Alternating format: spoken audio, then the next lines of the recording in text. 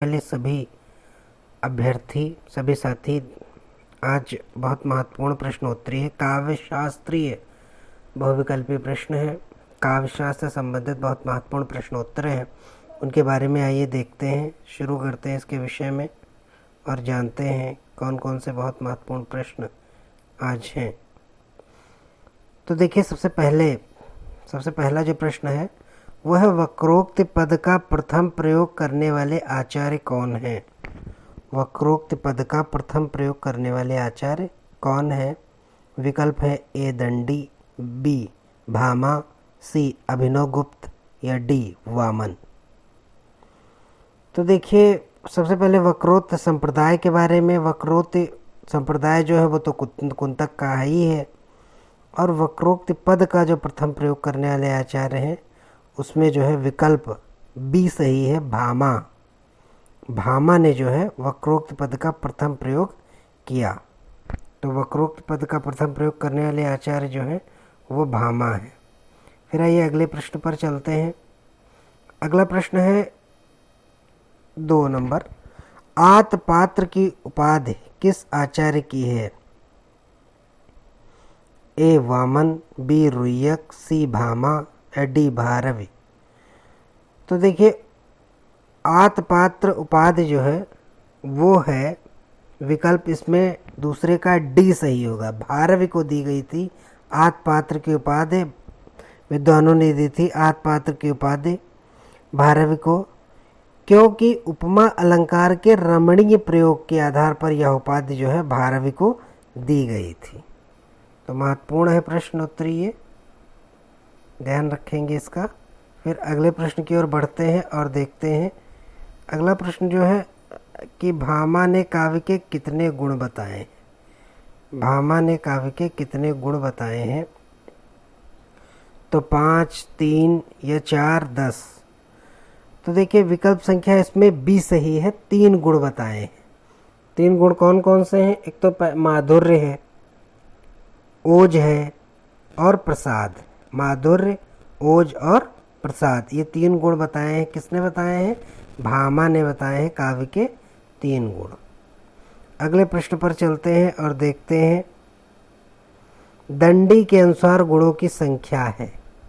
दंडी के अनुसार गुणों की संख्या है। तो इसमें जो है विकल्प ए 20, 10, 3 या 5। तो दंडी के अनुसार जो गुण माने गए हैं वो पांचवे का बी आंसर सही होगा। 10 गुण माने गए हैं। 10 गुणों को दंडी ने बताया है। उद्भट विवेक के रचनाकार कौन है? बहुत महत्वपूर्ण प्रश्न है। उद्भट विवेक के रचनाकार पूछा गया है। ए विश्वनाथ, बी वीरदत्त, सी राजनायक तिलक और डी भामा। देखिए, इसका सही उत्तर है राजनायक तिलक। देखिए, सी इसमें क्या था कि उद्भट के जो है ग्रंथ पर इन्होंने ये टीका लिखी है उद्भट विवेक नाम से। तो सही उत्तर इसका होगा राजनायक तिलक, सी नंबर। अगले प्रश्न पर बढ़ते हैं और देखते हैं अगले प्रश्न को। अगला प्रश्न है, सादृश्य लक्षणा वक्रोक्ति। सादृश्य लक्षणा वक्रोक्ति, ये उक्त किसकी है? तो ये उक्त है, इसका मतलब ये है कि सादृश्य पर आश्रित लक्षणा ही वक्रोक्त है। ये किसने कहा है? तो मम्मट, दंडी, वामन या भामा। तो सही उत्तर है वामन ने कहा है। सादृश्य लक्षणा वक्रोक्ति, ये जो है वामन ने कहा है। फिर शरीरम शब्दार्थ शरीरम तात काव्यम, ये उक्त किसकी है? राजशेखर की है, आनंदवर्धन की है, दंडी की है कि वामन की है? तो देखिए, सही उत्तर जो है बी आनंदवर्धन की है। शब्दार्थ शरीरम तात काव्यम, ये उक्त जो है आनंदवर्धन की है। इसको ध्यान रखेंगे। तो ये जो है आनंदवर्धन, बी विकल्प इसमें सही होगा। फिर आइए आगे देखते हैं 9 नंबर प्रश्न को। किस आचार्य ने वर्ण सौंदर्य को सभी अलंकारों से बढ़कर माना है? किस आचार्य ने वर्ण सौंदर्य को सभी अलंकारों से बढ़कर माना है? ए कुंतक, बी वामन, सी भामा या डी विश्वनाथ। तो इसका सही उत्तर जो है वो है वर्ण सौंदर्य को माना है भामा ने। भामा ने वर्ण सौंदर्य को जो है सभी अलंकारों से बढ़कर माना है। अगला प्रश्न है सर्गबंधो महाकाव्यम। सर्गबंधो महाकाव्यम ये उक्ति किसकी है? तो ये उक्ति जो है सर्गबंधो महाकाव्यम उक्ति है दंडी की। सर्गबंधो महाकाव्यम दंडी की उक्ति है। अगले प्रश्न है सुंदरी छंद में वर्णों की संख्या है 28 है, 30 है, 32 है, 25। तो सही उत्तर विकल्प डी होगा, 11 का डी जो है 25 वर्ण है सुंदरी छंद में। अगले प्रश्न के ऊपर बढ़ते हैं और देखते हैं अलंकारों का वैज्ञानिक वर्गीकरण किसने किया? तो अलंकारों का वैज्ञानिक वर्गीकरण करने वाले बहुत महत्वपूर्ण है रुद्रट। अलंकारों का वैज्ञानिक वर्गीकरण करने वाले कौन है? रुद्रट है। इसके अलावा ध्वनि विरोधी आचार्य हैं।